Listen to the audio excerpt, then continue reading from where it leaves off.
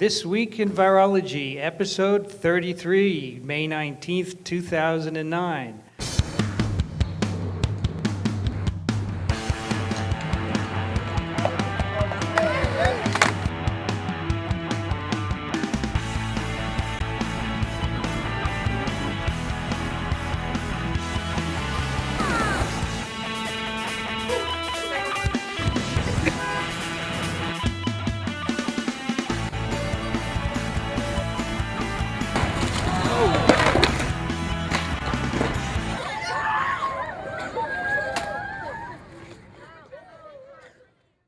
We have a special episode of TWiV today. We're live from Philadelphia at the General Meeting of the American Society for Microbiology. And we decided to do a live TWiV to let the audience see what's involved in doing a podcast. This is the way we teach everyone about viruses. So let me introduce the panel today, starting with Dick Despommier, professor at Columbia University. Thank you, Vince. It's a pleasure to be here. Dick has been with TWiV since the beginning. He and I started TWiV. Indeed. And continues on. And then we have Alan Dove, who's a science writer.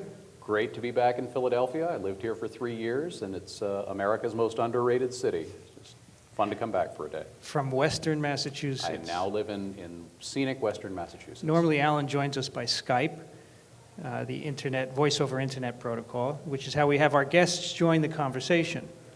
And today our guest is Raul Andino. Welcome, Raul. Thank you. Thank you for the invitation. Sure. My first experience in one of the things. First, but not the last. Hopefully. Raul is professor of microbiology, is that right? Correct. University of California, San Francisco, and a virologist. And he is speaking here at ASM, or has spoken this morning, so we thought we'd have him join us. So we're going to go through a typical TWiV today, so you can see how it's put together. We started doing this back in September, Dick and I.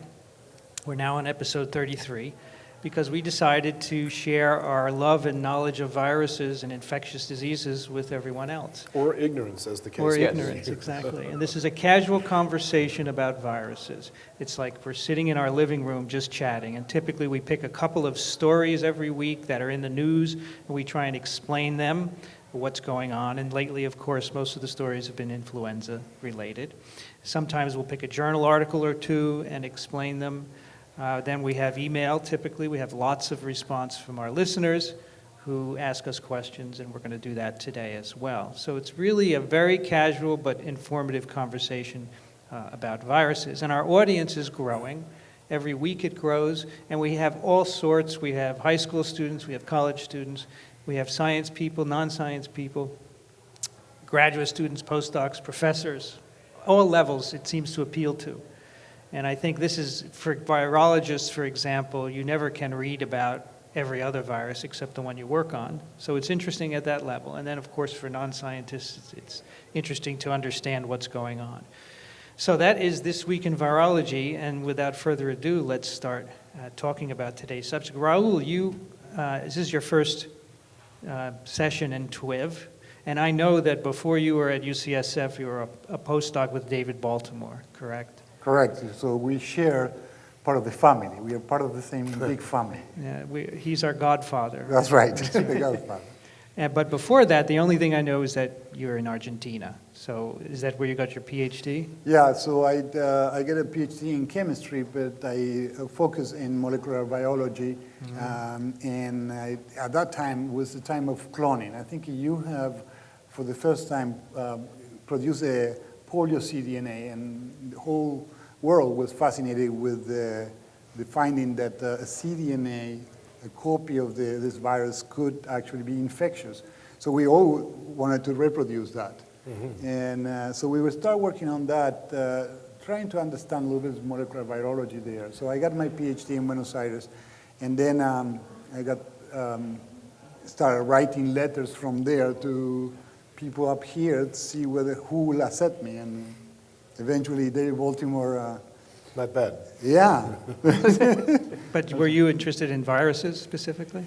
Well, I mean, at that point, I knew so little about everything that I was interested in science, and I was interested in mechanisms and how things work in a cell. So viruses were not necessarily my primary subject, but it became obvious that viruses are extremely useful to isolate a problem and help us to focus in one molecular biology problem. So that's how, I think the whole career started. And then, of course, as you learn more about viruses, you became fascinated by the viruses themselves and how they do the things that they do.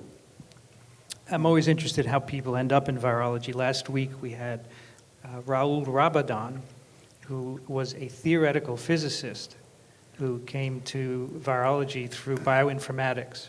He was fascinated by the sequence analysis, and now there's so much sequence being generated for all viruses, as you know, that's a really attractive field for people who have mathematical inclinations. Absolutely.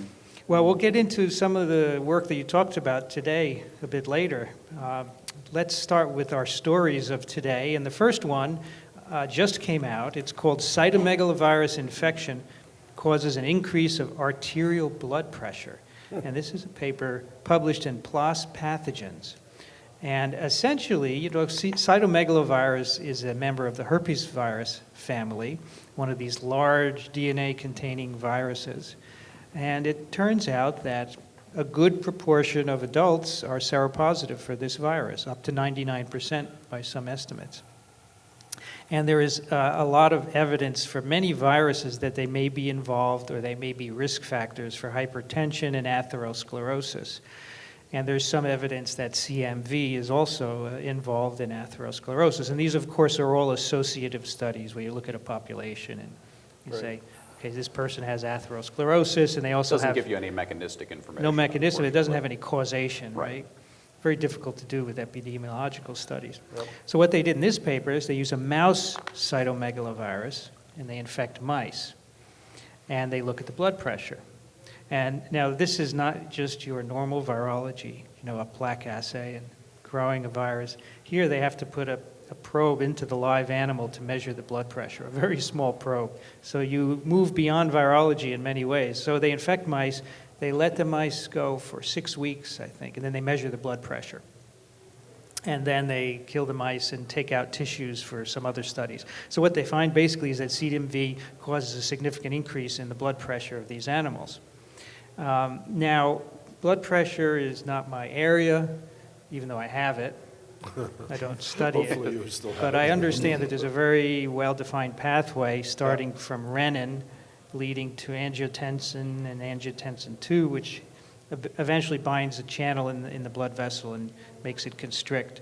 So what they do here is they look to see if the virus induces renin and angiotensin II in the mice. In fact, it does. They look in cells, they look in endothelial cells, in the serum. Specifically the vascular endothelium. Vascular Where it makes a endothelial difference. cells, right.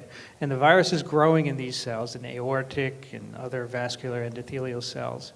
And that they also see increases in renin and angiotensin II. So not only does the virus increase blood pressure, but it induces the proteins that are known to be associated with that, and it's also replicating in the right cells. So this is very convincing in the mouse studies here. It's a very nicely done study. Now, of course, the question is what happens in people? Exactly. And now, of course, you have to do more epidemiology to see if there really is a good association. Well, what about AIDS patients in the old days before triple therapy? They used to get CMV a lot. I wondered if... That's right. HIV-1 and HHV-8 also cause hypertension or appear to cause hypertension. Yeah. So did those That's right. patients exhibit increased blood pressure? It says here people with HIV have elevated hypertension, Right. but it's not clear if that's because of HIV-1 or CMV. Right. Yeah, But now that we have these very convincing data, you could You answer could look that at the pathways, question. right. Sure. So, I mean, it could be down the line that this is going to be a major cause of hypertension. I mean, I'm sure it's multi-causal, right? It's Right. not going to be any one thing. But Exactly. if 99% of the population is infected with this virus, then it Right. could have a major role in hypertension. So you can imagine vaccines and antivirals all Sure. targeting hypertension. Is this a specific of this virus, or is a secondary effect by some immunoresponse to the infection?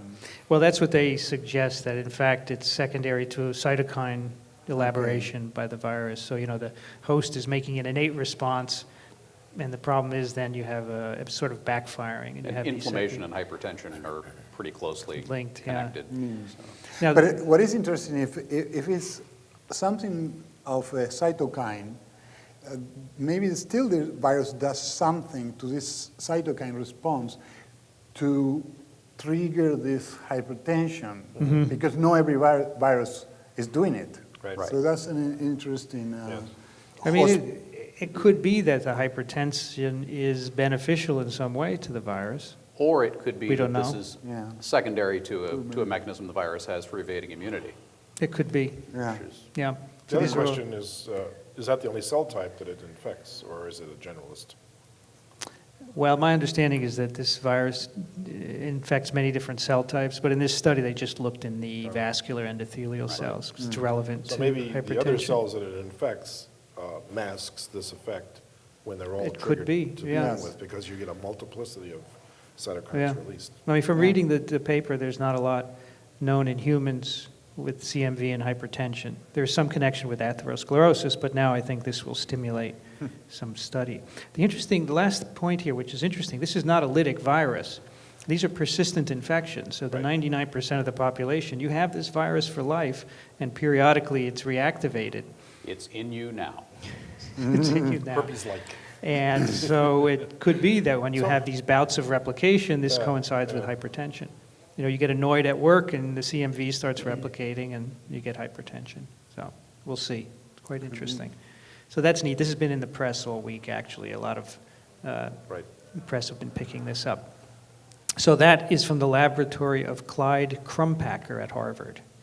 CMV, high blood pressure. Now, the next story is also very interesting. This one I thought was really cool. This is from For PLOS. reasons you probably understand why I thought it was cool. Well, you can tell us, sure. PLOS pathogens also. Avian influenza virus glycoproteins restrict virus replication and spread through human airway epithelium at temperatures of the proximal airways. All right? So avian influenza viruses, as you know, periodically go from birds into people with devastating results. But they have not yet been able to gain the ability to spread from person to person. Right.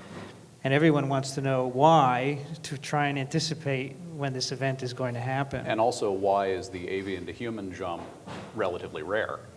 Yes. Because you can, in cell culture, you can culture endothelial cells and you can grow human flu in them, you can grow avian flu in them, and both viruses are happy in that environment. So it seems like avian flu should be able to infect humans fairly Right. easily. Now, over the years, there have been a number of explanations for why these avian viruses don't transmit well among humans. And one has to do with the nature of the receptor for the virus. So avian and human influenza strains bind a slightly different sialic acid.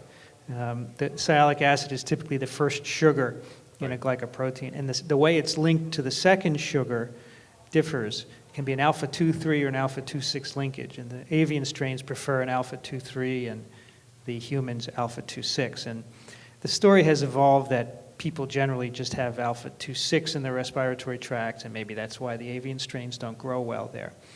Well, the other issue is temperature. In this paper, they look at the temperature because the peripheral respiratory tract, nose, pharynx, is a lower temperature than the lower tract. Sure. Time for a low temperature growth curve. Yeah, Alan, you would like this, yes. So the idea is in birds, flu in birds is actually an intestinal infection. Right. Right. And birds run hot. They do, which about 40 degrees, they Right. say, So these are centigrade. thermophilic organisms?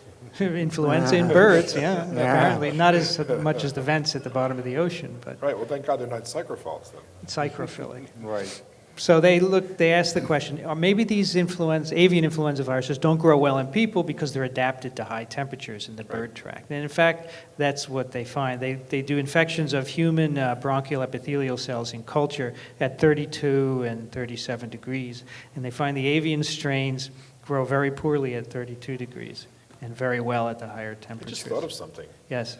Since this is a subtropical and tropical infection at the moment, particularly in Indonesia and places like that in Southeast Asia, do you think that the people who got infected were the people that were also exhibiting infections from things like malaria? High where their body temperature. temperatures might have been up to begin with. Or were they working in I mean, if this is true, or were they working in Yeah, sure. environments where the air temperature was, say, 37 degrees? exactly. I don't know how much that would affect the peripheral respiratory temperature, because it's always aerated, right? So you can imagine the temperature is Right, kept but if low. it's aerated, you couldn't get below the temperature that's Ambient outside your temperature, body. yeah. Could be, that's a good point. Fever little or kids, I ambient wonder if temperature. little yeah. kids- Could be people with fevers, and it could also be hot environments. Because Little many of these kids- infections occur in tropical areas, Right. right? That's right. Egypt and Vietnam, right. et cetera, very hot. And Well, that it's could mostly be. a children's disease, so maybe they have an innately higher body temperature to begin with. What is also interesting is that when you think about a virus that has adapted to replicate at high temperatures, you have to consider that multiple changes have occurred through the whole virus machinery. So that the adaptation to a lower and the jump from birds to human is difficulted by the fact that you need to make many changes to adapt the entire machinery. It's That not a simple problem for the virus. That's right. So Right. that is maybe good luck. Yes. That we don't have so much avian flu into humans. Well, in fact, what they found was that it's the surface glycoproteins are apparently a big part of the problem in growing at the lower temperature for avian flu. Right. Okay. And we also knew from previous work that the polymerase is different in avian flu. So yes, clearly it's got multiple adaptations going on that could be related. I mean, it to could this. be that the changes that you have to undergo to replicate at a low temperature mess up something else for the virus. Right. That's right. They're It's a not very compatible. constrained system. Who knows? Evolution is really good at keeping things a certain See, if it way. were a Mimi virus, it would just have extra copies of everything. That's right. Yeah. So as Alan said, it's the glycoproteins that determine this. If you take avian glycoproteins, HA and NA, you put them on a human strain, you get the same restriction at 32 degrees. And not only that, it's the sialic acid recognition. You can make a one amino acid change in a human HA, so it will now recognize only the bird sialic acid, alpha 2,3. Is it 2,3? I'm forgetting. So now, The avian. If you make it just recognize the avian sialic acid, you get the temperature restriction. now can you co-infect, you'd have to obviously do this in a P4 facility, but can you co-infect and get reassortant viruses just naturally occurring that will have the human glycoprotein on an avian virus? I'm sure you could. Which and- would be a way to produce a pandemic, for a pandemic strain to arise from this type of situation. Right, but if you we got haven't seen co-infection that of a yet. host. But we haven't seen it, And right, there are opportunities for co-infections. Right. And so there may be some other restrictions. right. But But in vivo, you will need to have co-infection in the same cell. Same cell. Yes. Right. So if one virus replicates at higher temperatures and another at lower temperatures, Right. what is the chance that both of them will be Yeah. in the same tissue at Very the good same point. time? it does happen, Yeah, no? right? We know in pigs it happens, Exactly. right? So I don't know, maybe in this case, it's not compatible with efficient replication, but it looks very good. The data are very clear that this is a major determinant of the glycoproteins are major determinants of this temperature dependence. Now, Dick, knowing how kids get, or people get avian influenza, does this make sense? So the upper tract is not permissive, but the lower tract would be. It is, and think of this also, if the lower tract of a child is compared to the lower tract of an adult, think how much shorter their respiratory tract is to begin with. The virus doesn't have to travel very far to get down into the lower tract for a kid. It has to go a lot further to get down into ours. So maybe that's the reason why little kids are more susceptible.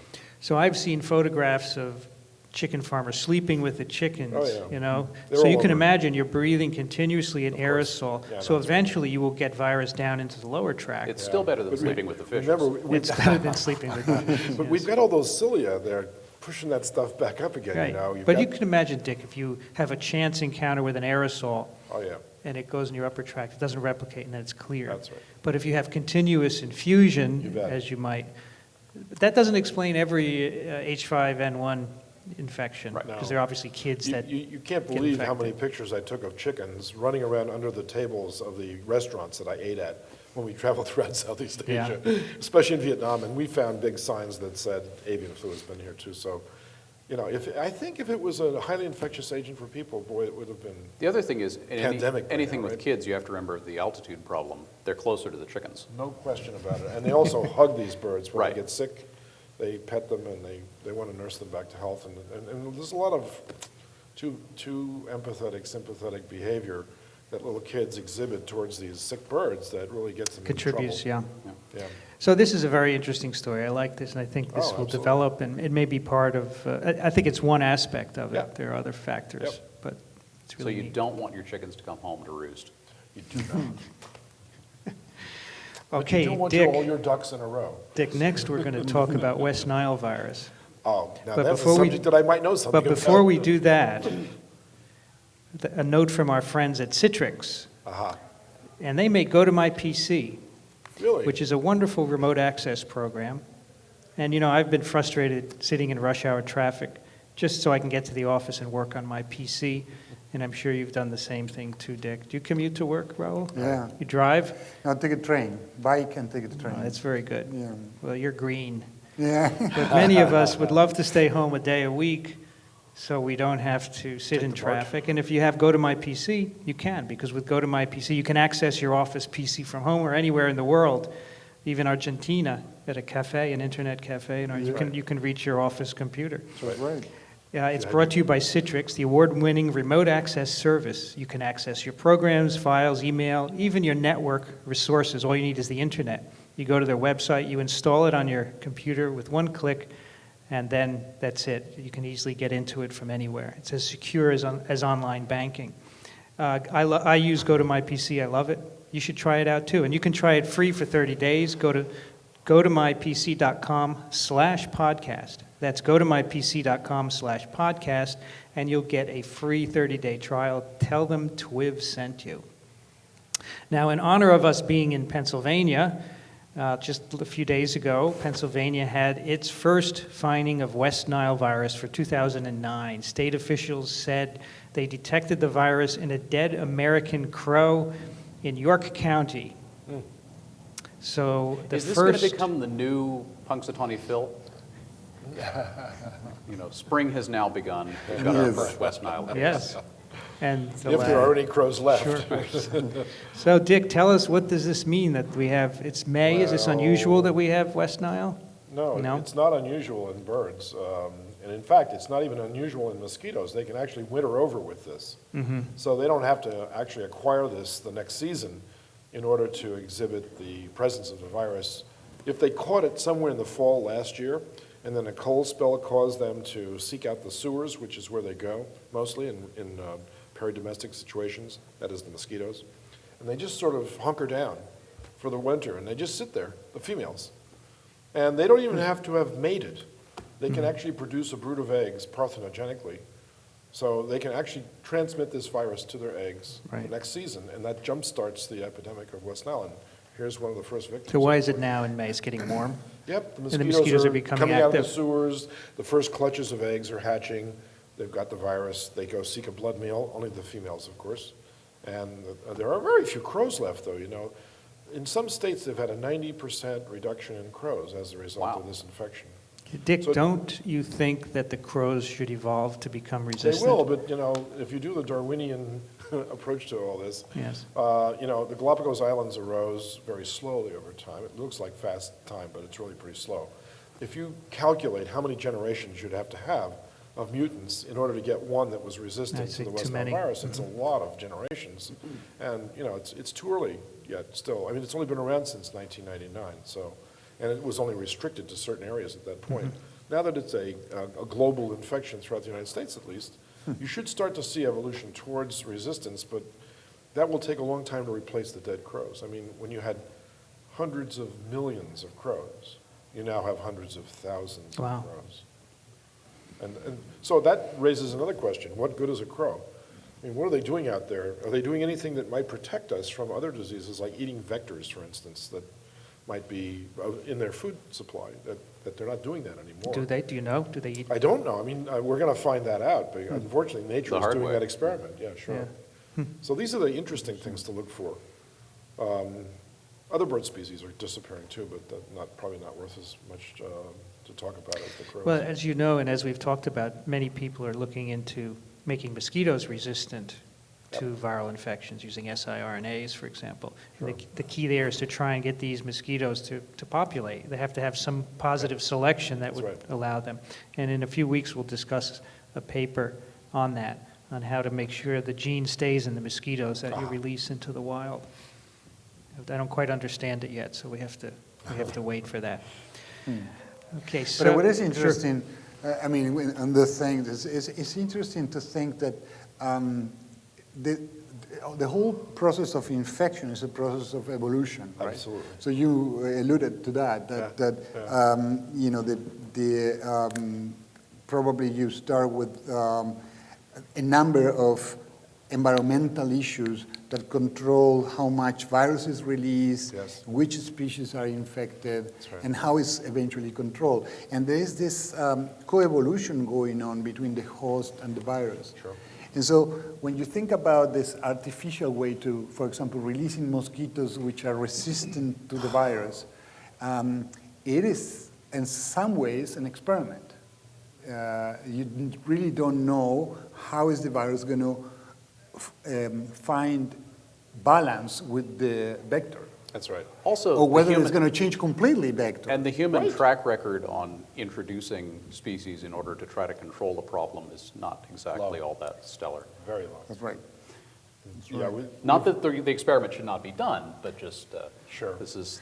I mean, it's definitely an something original interesting thing, but It may not turn out the way we I don't planned. think we understand all the aspects of you know, host pathogen evolution to play at this level. we certainly don't. Certainly not. That's- Okay. we We certainly all do agree not. on that. No, I agree. It is an experiment, but you probably agree it's one that's going to be done at some point. It's pro. I mean, there'll be enough compelling data that it has to be done. And Yeah. I mean, it could have a disastrous outcome or it could fizzle, who knows, but I mean, this virus could have fizzled in this country too, under the right circumstances, but it got a jump start at the Bronx Zoo. And once that happened, because of all these exotic birds that were there and these stagnant pools of water with all the mosquitoes, it overwhelmed the system basically, and it started to kill off all the birds that were not from Africa. And that was the hint that, you know, we've actually covered this on a TWiV. So we highly recommend you going back and listening to that program. TWiV number 1. Okay. And so from now on, we expect to see more and more cases of West Nile because the season is beginning I think the in season humans. is starting. It's starting, and this is, I would say this is pretty early. But if you're a crow, I think It's you should early be for West absolutely Nile. afraid of this. And it's late for influenza. We still Exactly. have influenza in the U.S., and now let's move to Yeah. talk about the new influenza H1N1 strain. So far, 9,000 global cases, 74 deaths, 4,700 in the U.S., so we have the lion's share. 4 deaths in the U.S., continues to spread. I'm very surprised, actually, that we still have here, almost at the end of May, influenza in the Northern Hemisphere. I would have thought it would have fizzled out by now. There is a graph on the CDC website, which I saw yesterday. The H1N1 of last season had peaked in February, and it went down almost to nothing, and now the last 2 weeks, we have an uptick. What is interesting, besides the fact that it's going on in May, and I don't know why that is, the old strains are still circulating, and their numbers have gone up. The old H1N1 and the H3N2, their numbers have gone back up again. And I don't know if that's a sampling issue, if we're just looking more now, or if in fact those are infecting again. Maybe there's some anomaly with this year in terms of influenza. I don't understand. But typically it does end by May, and there's not much during the summer. So Vince, what's the estimate from CDC as to if we identified 9,000 cases by clinical examination and proof using PCR or some other technology, how many actual cases of flu are I think 10 times more. Times 10. So that's 90,000 cases. As Dr. Shushat says, it's the tip of the iceberg. Yes. 90,000. Yes, many more. And you will never identify all of them because you can't do lab tests on everyone. And it's such a vague definition, fever plus cough or sore throat, that it's very difficult to say that they're all flu. But you get a good idea. Just by comparison, to go back to the West Nile story, it's 1 in 100. So if you have a clinical case in West Nile, you've got another 100 people. 100, yeah. It's the same with polio, 1 in 100, yeah. Now, what's interesting, the CDC had a press conference yesterday, and they said the illness that they're seeing is primarily in young people. Between 5 and 24 years old is the age group of most cases, and very few people over 65. This is very unusual. And they said, well, one hypothesis is that older people may have protection from previous H1N1 infections, which is possible. And they say, we don't know if the antibodies will cross-react. They're checking that out. But the other possibility is that younger people interact more, and they may be spreading more effectively. Well, in the 1918 Spanish flu, there was also a very clear-cut age restriction. Right. But in that case, I think it was attributed to the fact that many people that were in the military were more infectable because they will spend more time. This is during the World War I, and so they will spend more time together, more easy to spread the virus and so on. Exactly. But I don't know whether there was an additional biological reason to microbiology. There was actually an interesting, there's a paper by Oldstone and Palese on this, where they suggested that older people, in fact, had antibodies from a previous pandemic of H1N1, and so they were protected, and it was this middle age that was relatively unprotected. So that probably contributed, but I agree that troop movements probably was also contributing. So I think it's too early here. It's only been a few weeks in this outbreak, and everything is accelerated. You know, our data, the amount of data we get is accelerated, and everyone wants to know the answer right away, so you can't tell yet. Maybe you not know this.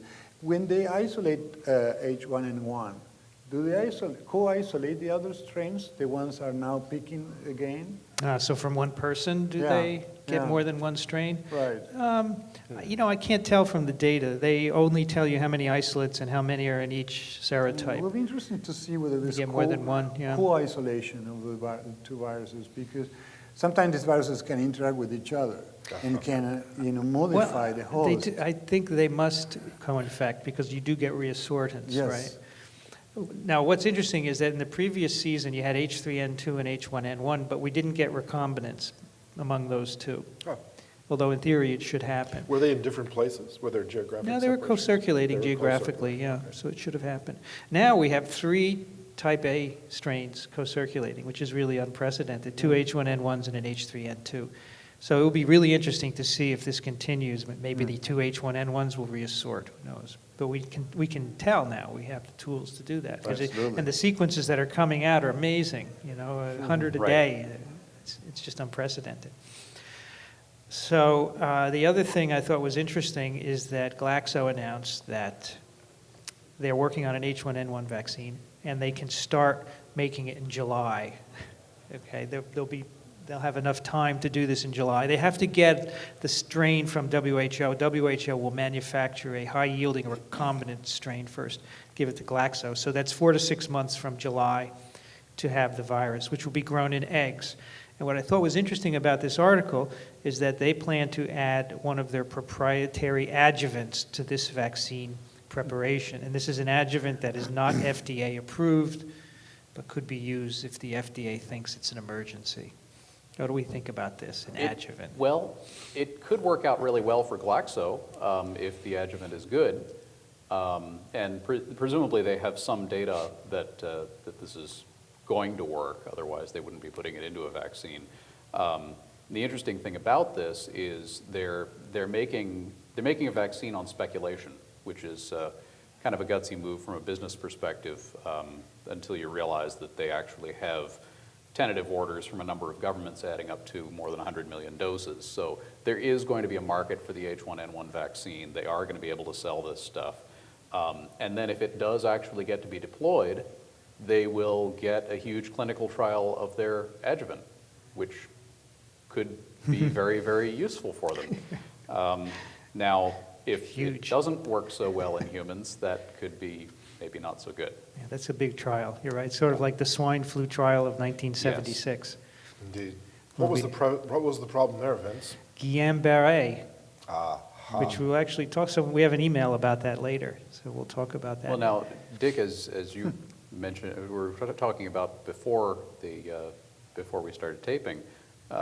If this adjuvant or some other aspect of this vaccine causes some sort of side effect and the vaccine gets used, what is that going to do to public faith in vaccination? It will erode it even further and cause an outrage. I don't think erode is quite the right term. I mean, right now there's just a bunch of hearsay and mythology associated with the dangers of vaccination as far as I'm concerned. But this will add real fuel to the fire in terms of data that they can point to and say, look, see, we told you. If there's a problem. Yeah, And that's there's no reason to believe that there would be Yeah, because sure. you know, the science has actually come quite a long way since I understand that. the 1970s. They're taking a chance. It's a risk.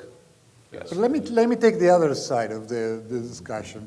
You know, I did some vaccinology work on the polio and HIV, and one of my impressions had been always that vaccinologists are very conservative Yes. group. That it's better to put something in the vaccinee that doesn't do anything, Right. but stay away from the risk of doing something no wrong. harm. Right. Do Which no I harm. which I understand completely.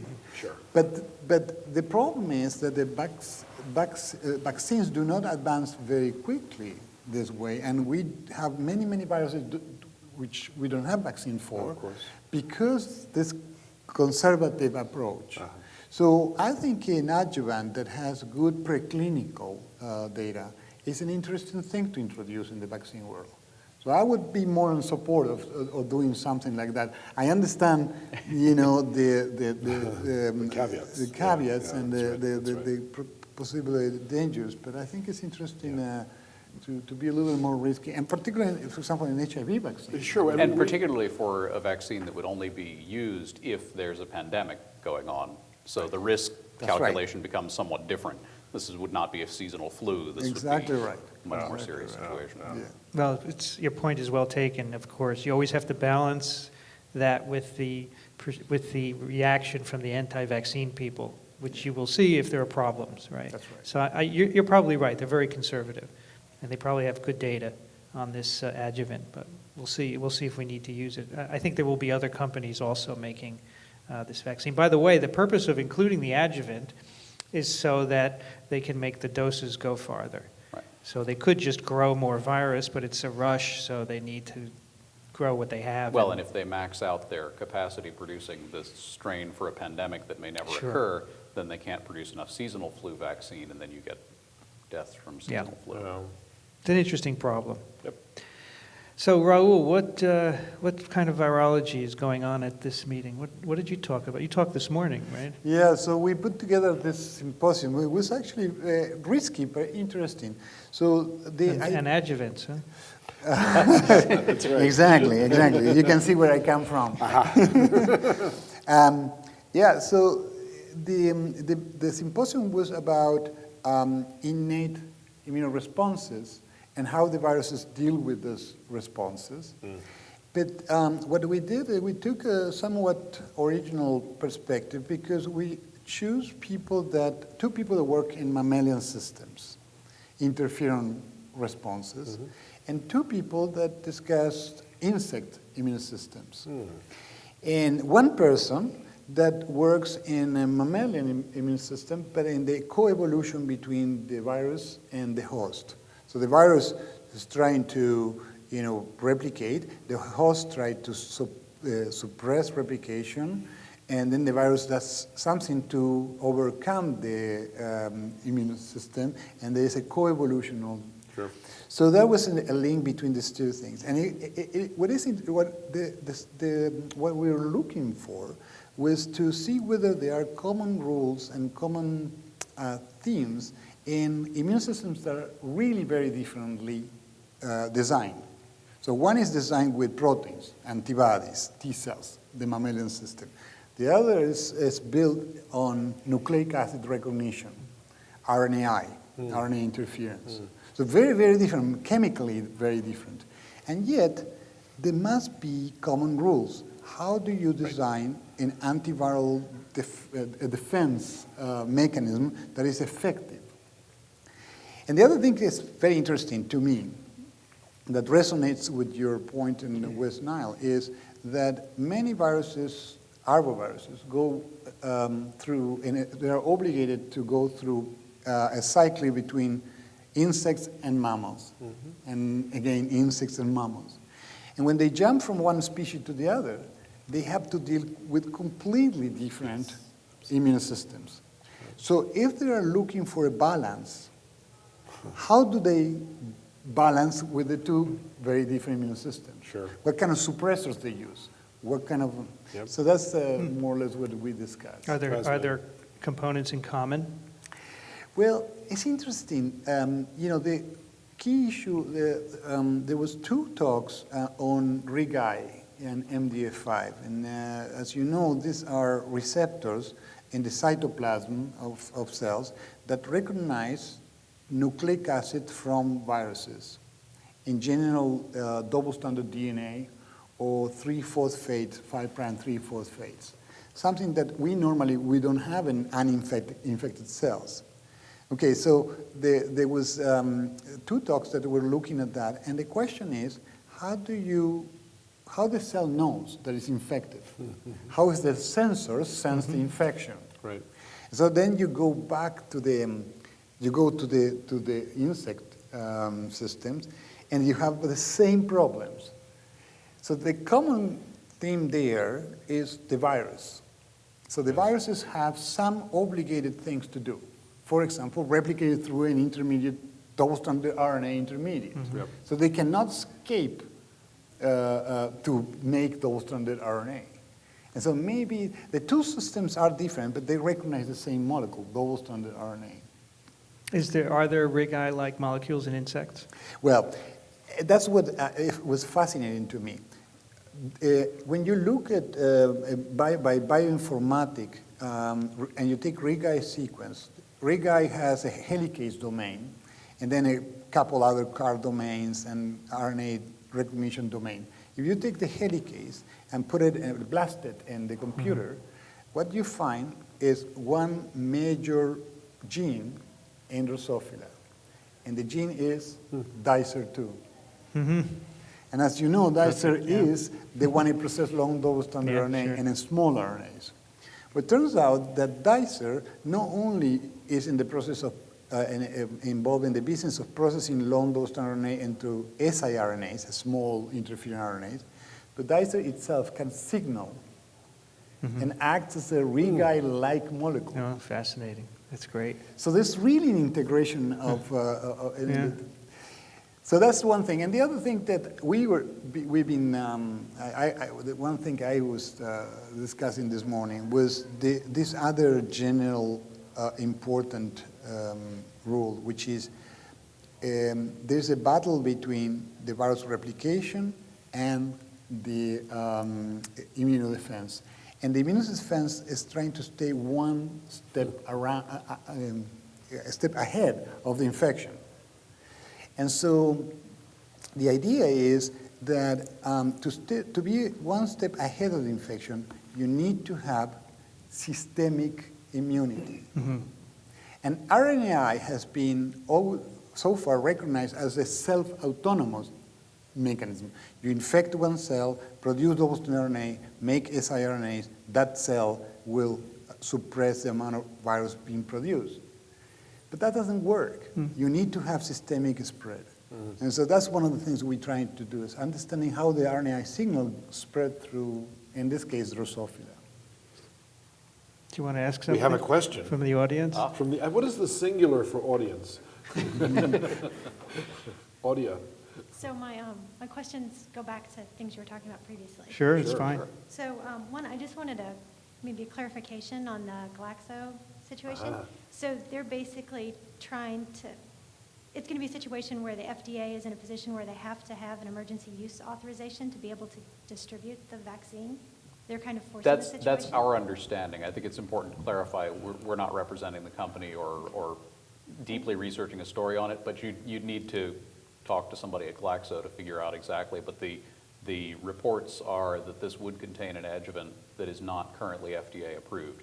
And in that case, legally, if they were going to use it, they would have to get an emergency exemption. Compassionate use is what it's called. Yeah. And are they doing still trying to get it FDA approved, like in parallel? I would assume so. They're still doing those.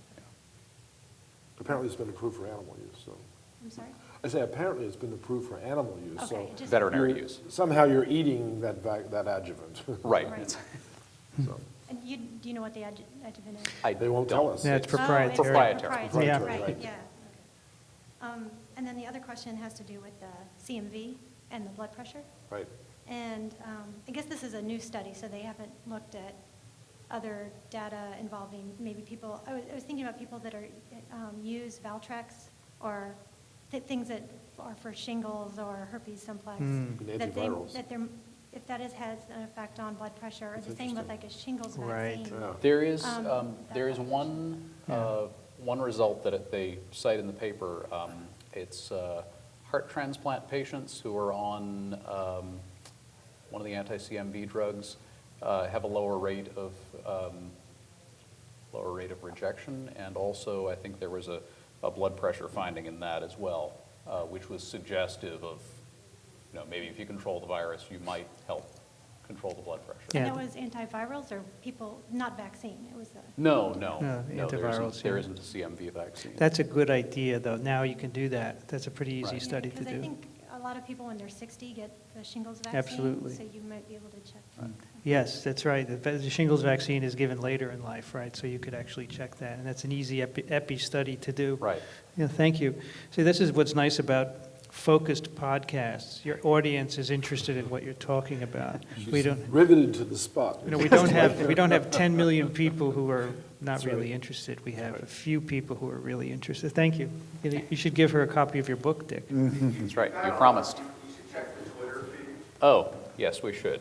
search for ASM Oh, we're getting questions on Twitter? You've earned yourself a copy of Sure, two. give her two copies. One for each eye. You're welcome. You're not going to give her two? No, she didn't want two, actually. She just wants one. You want two or one? Unless you have a twin sister. She'll take two. Well, maybe at the end we can make a deal Okay. here. So Guarantee Alan, it for come up, half price. How's that?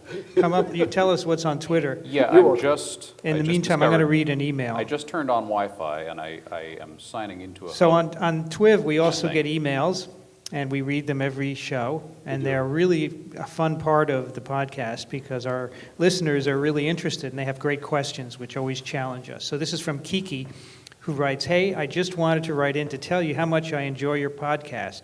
I majored in English, and upon attempting to get a second undergrad degree in forensic science, was very saddened by my inability to perform well in chemistry classes. So I am eternally a science geek wannabe. Although it was zombie and zombie-like movies that first piqued my interest in viruses, the kind that make you eat people, I am now fully enjoying the reality-based version of this fascinating area of science, much more socially acceptable for a 40-year-old woman. Thanks for the lively information. I drive from Virginia to Ohio frequently, and the trip is made quite enjoyable by your pleasant company. Oh, what a nice letter. P.S. The video game episode from a while back was fun." Thanks a lot, Kiki. So That's really I have nice. another comment for Kiki. Kiki, the truth is more astounding than any zombie movie you will ever see. And as that comes out, you will see how these things play out. So, let's see, we just got a Twitter comment from, C. Upton 1, who we know. Chris Upton. Yes, Hey, Chris Upton. Says, heterogeneous crow population now, don't need new mutations. So I guess we have a fairly heterogeneous population of crows that would be able to adapt potentially, although Chris, the there's heterogeneous population and there's itself has heterogeneous. crashed. So the interbreeding between heterogeneous crow populations is really limited. That's Yeah. one of the problems of just sheer numbers, but maybe we can meet at a meeting somewhere else and have a beer and discuss this in a one-to-one. So you think there's not enough diversity to sustain?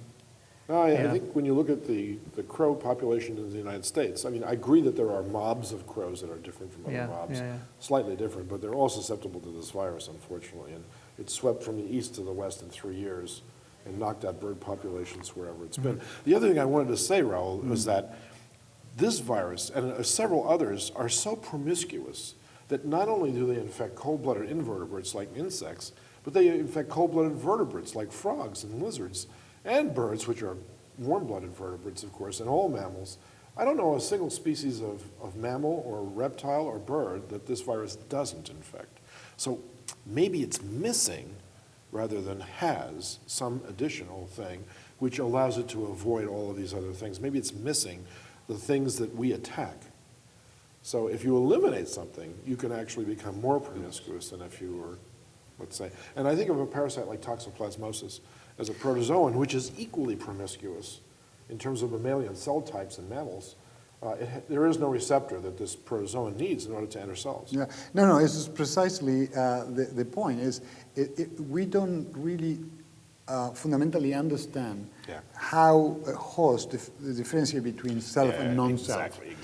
And if we would know that, perhaps that is what is missing. There's no signal to say there's an infection. It's interesting, and I think that's why it's interesting, this comparative immunology. Of course. And the other thing is, of course, it's differentially pathologic. So it doesn't kill all the frogs. It doesn't kill all the lizards. It doesn't even kill all the bird species. It only kills a few groups of bird species. The Corbidae appear to be very, very susceptible to lethality, but the others maintain the virus, of course. Horses are also very susceptible to lethality in this case. So it varies. So maybe there's an overreaction to it. Maybe there's a very good reaction to it, so much so that you get innocent bystander effects of all the other cell types. Yeah. I mean, the other thing is interesting to throw on the table, although we don't have a table, but the imaginary table. Exactly. That's right. Or the periodic table. Is that since the virus replication is so dependent of how it deals with the antiviral defense, and these suppressors are critical, they became virulent factors. So these proteins determine whether the virus is more virulent or less virulent. And what is interesting is one point mutation, one amino acid point mutation, we've done the experiment. One amino acid point mutation and one of the suppressors can change completely the outcome of the infection, from a very lytic infection to a persistent infection. So this is a very interesting way to control and modulate, and the virus might be able to use this rapidly evolving gene to determine what type of infection is convenient. For example, if it has to go through the winter, maybe the virus mutates to be persistent. Doesn't want to kill the host because there's no many chances for transmission until the birds come back. Right. We certainly do personify and anthropomorphize a lot, don't we? Sometimes. The winter, that's right. That's the fun part of science, I think. That's right. Yes. Any more letters, Vince? Yes, we have emails. Here's Eric, who's a colleague of yours from the Blood Systems Research Institute. Okay. Do you know Eric? Depending what. Yeah, I do. Yeah. I've been greatly enjoying your discussions, and I think your project of looking for new picornas in mice is a great idea. Yeah. I have a very general question regarding lipid enveloped versus non-enveloped viruses. It first seemed to me that the large majority of enteric fecal oral transmitted viruses were non-enveloped, possibly as a way to survive the digestive tract, acidic and enzymatic conditions. Respiratory, blood, or sexually transmitted viruses tend to be lipid enveloped. I was then reminded that there was some evidence that the enveloped SARS coronavirus was transmitted through stools, and of course influenza in birds is thought to be transmitted through a fecal-oral cycle. I'd like to hear how strong the evidence is that any enveloped viruses are still infectious after traveling through the digestive tract. For example, in birds, flu might well be found in the stool, but could be non-infectious, and the transmission cycle might instead be maintained by viruses in the respiratory tract. After all, birds certainly do poop, but they also spit, have runny noses, and vomit as well. So the basic question is it only the very tightly packed non-enveloped viruses that can survive the digestive tract? So no, the viruses that you isolate from the digestive tracts of birds are infectious. And in fact, that's the main route of spread of influenza from birds. And in fact, H5N1s have been isolated from fecal material of people, some of the humans who have this widely disseminated influenza infection, the virus is in the stool. I do not understand how an enveloped virus survives in the stool. I was always told that enveloped viruses go into the respiratory tract or mosquito-borne, and the ones that have to go through your gut have to be non-enveloped, but it's not true. There's another coronavirus, too, that's enveloped that causes gastroenteritis. So there are clearly exceptions, and the structural basis for this is not really understood, I think, because these should be trashed, absolutely, but they're not. So the moral of the story is there are no absolutes in virology. You can't say it's always this way or always the other way. There's always an exception, Eric. So there might be some absolutes. Yeah, absolute is that there are no Well, absolutes. I mean, but maybe one thing to think about is that we always think about an infection as a single particle that is traveling around alone and find a susceptible cell and infect it. Right. It may not work always that way. Maybe there is cell-to-cell transmission. Maybe there's clump of viruses that travel in some sort of a super, viral plasma or something that is what is protect some Sure. of them. Yeah, why not? Maybe there's aggregations, and that's part of the. I mean, I've always been fascinated by. Maybe you guys already discussed this, but there's a paper by Eddie Holmes that it was published in Science maybe 2 years ago, 3 years ago, where they follow dengue virus, the epidemic of dengue virus in Central America. And they look at this, of course, this dengue is going from mosquito to human, human to mosquito. And they follow the epidemic over 3 years. And they found that 50% of the genomes, dengue genomes in this population have stop codon in the middle of the polyprotein. So the virus is totally dead. That particular virus, 50% of the virus is dead. How can it propagate for 3 years in this mosquito-human cycle? It's a zombie. That's one, okay, that's an interesting idea. Sorry. Put that down, that's a remote, but possible. That's a good idea. No, but the other is that's amazing, yeah. complementation. Right. This is Sure, traveling sure. together. Sure. Yeah, there are a good number of examples of that where dead viruses can complement each other. Not dead because viruses are not living, but non-infectious. Okay, thank you. Thank you That's for So right. is this the interesting. reason why when you wash your hands and you have influenza virus on them, that you break down that lipid outer coating with the Detergent. Detergent. Yes, sure. Yeah. That's the whole idea behind that. That's the idea, yeah. And polio, on the other hand, is detergent Yeah. resistant Exactly. and bile salt Exactly. resistant. But a lot of hand washing is just physical removal too. So even if you don't kill the, Yeah. the viruses on the surface of your hand, you're rinsing a lot of them away. Swiss Compass writes, I suspect flu shots will be a big concern next flu season, even though you recently mentioned that the swine flu H1N1 vaccine will not be manufactured in time. Is the possibility of developing rare neurological conditions a credible reason to avoid flu shots? And he sent us the link to a New York Times article, Right. which is called Fear of a Swine Flu Epidemic in 1976 Offers Some Lessons and Concerns Today. And this is, well, let me finish his letter and then I'll tell you what that's about. P.S. I checked to make sure this did not fall into Mark Crislip's 10 dumbass reasons why people don't get their flu shots. This was a 11. blog post that we referenced a few weeks ago by Mark Crislip. 10 dumbass reasons not to get your flu vaccine. Right. So this, in 1976, you may remember there was an incident of swine flu in Fort Dix, New Jersey. And as a consequence, 45 million doses of swine flu vaccine were distributed in the U.S., and the virus never infected anyone else. But there were about 450 cases of Guillain-Barré syndrome, which is a kind of myelitis, a paralysis, and Right. 30 deaths. And we do not understand why that happened. That's correct. Still, I looked at a few papers that have come out very recently looking at all the data, and nobody understands why that happened. It's not consistently seen with any vaccine. Now and then you will get it. Nobody knows the etiology, no clue. So the question here is, should I be afraid of getting a swine flu vaccine? Is it going to cause Guillain-Barré? And Right. the answer is, there's no evidence that it will. Well, the interesting part of the 1976 thing was that, as I recall, the U.S. government was asked by Merck to pick up the insurance on the vaccine development, and they reluctantly did so.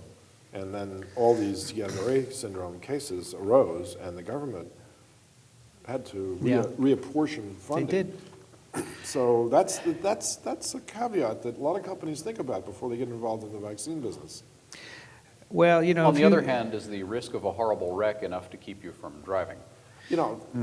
Of course. you have to balance Of course. everything. If this virus comes back in the fall and it's spreading through the population in serious disease, then you should get the vaccine, I would think. I would certainly do it. Okay, so they have this front page article, and the front page reads the first, it says, swine flu was culture in the lab. And so the article is all about, all the cases of viruses that probably were intentionally created to infect the humankind. But it's very interesting because indeed it was culture at some point, but after the fact. Yes. It doesn't mean we made it. Yes. Well, that's why we have TWiV. We're trying to explain That's right. things. If we were so clever, I guess. It will take a while. And nothing against hippies. I mean, I thought you meant hippies buffer initially. Hippies, I was going to just say. You've been in the lab too long. The last place they make hippies buffer on the coast of California. Okay. You got your winemaking region, your buffer making region. That's true, that's true. It's So next to here Earl's. it's time for our picks of the week. Here on TWiV, we like to highlight anything to do with science, and each of us can pick something, a book, a museum, a blog, a podcast, and it's Dick's first. I'll pick What one. is your pick? I just got back from a trip to Holland, and I was in Amsterdam, but I took some side trips. And one of them, along the way, we actually took a train to The Hague, and I believe we went through Leiden as a result of having to go to The Hague. And it reminded me of the fact that Leeuwenhoek, the co-inventor of the microscope, actually has an original microscope. A model of his microscope is in Leiden, and he was the one who discovered Giardia in his own stool. The very first microscopist sees an organism that's a pathogen in his own stool. So I was reminded there's a science museum, in Leiden. So I picked that museum. That's a wonderful place to go to see the origins of some of these wonderful devices that we now take for granted. Is that where the Leyden jar was invented? I don't know. The Leyden Science Museum for Leeuwenhoek's microscope. Well, I'm not going to be getting there anytime too soon, but if I am, we'll visit it. I recommend the beer, too. Alan, your pick. I have a pick of the week that may seem a little bit bizarre, so let me set it up a little bit. We're at a scientific meeting, so I thought I would have a pick of the week that's aimed more at scientists than at the general public, although the general public might also find this interesting. A couple of years ago, as bioinformatics was really coming on my radar frequently, and now, of course, a lot of virology and microbiology and biology in general is now doing experiments in silico. And I realized, I use computers all the time, but I don't really understand a whole lot about how programs are made anymore. I played around with a little Apple II Plus when I was in 8th grade, but things have changed a little bit. So I thought, well, gosh, I ought to learn computer programming, see if I can do that. And unfortunately, it's a difficult thing to just pick up if you didn't major in it. So I went looking around, and I found out that if you're a Mac user, you already have the developer tools, all the software that you would need to write software. And I found a book, which is called Beginning Mac OS X Programming. And it provides an outstanding introduction that takes you from, it assumes that you know how to open files, and that's about it. And it walks you through how to write software. And I think for biologists or aspiring biologists, this would be an outstanding skill to pick up, even if you have no intention of actually developing software. Because if you're looking at data that comes out of a custom written program that somebody put together, at some point you are probably going to have to look down into the code and have a clue about what's going on. So that's my pick of the week. That's great. And you know what, to extend that even more, I have some great ideas for iPhone science-based applications. I've always wanted to teach myself the iPhone programming. But if there's anyone out there who wants to collaborate, get in touch. I have some good ideas. Preferably under the age of 12. Yeah, that works. So my pick of the week is a book. It's called Vaccinated. And this is appropriate because the author is here in Philadelphia, and it's about someone who worked not too far from here. It's the biography of Maurice Hilleman, the father of modern vaccines, who worked at Merck not too far from here. And Paul Offit, of course, is chief of ID at Children's Hospital here in Philadelphia and a professor at UPenn Medical School. And this is a wonderful book. It tells the story of Maurice Hilleman, who made 9 different vaccines while he was at Merck. And I think it's always good to learn some science history and, of course, virology history. And it's very illuminating to see how people approached their field, in this case, making vaccines.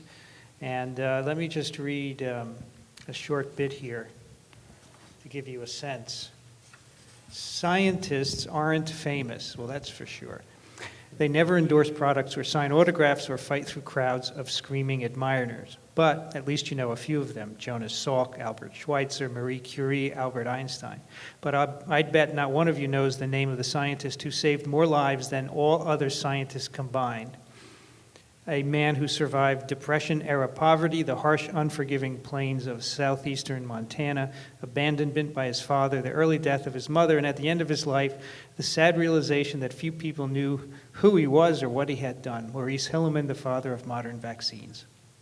It's a really good book, highly recommended. Vaccinated: One Man's Quest to Defeat the World's Deadliest Diseases by Paul Offit. It's my pick of the week. Great. Raul, have you got a pick for us? Something good? Well, the connection between viruses and starts. So I recently went to this seminar by Stephen Beckwith, who now is the president of the University of California. And he used to be the director for the Hoover telescope. And he gave this wonderful speech, very, very simple, and but you know, there's a great complexity there.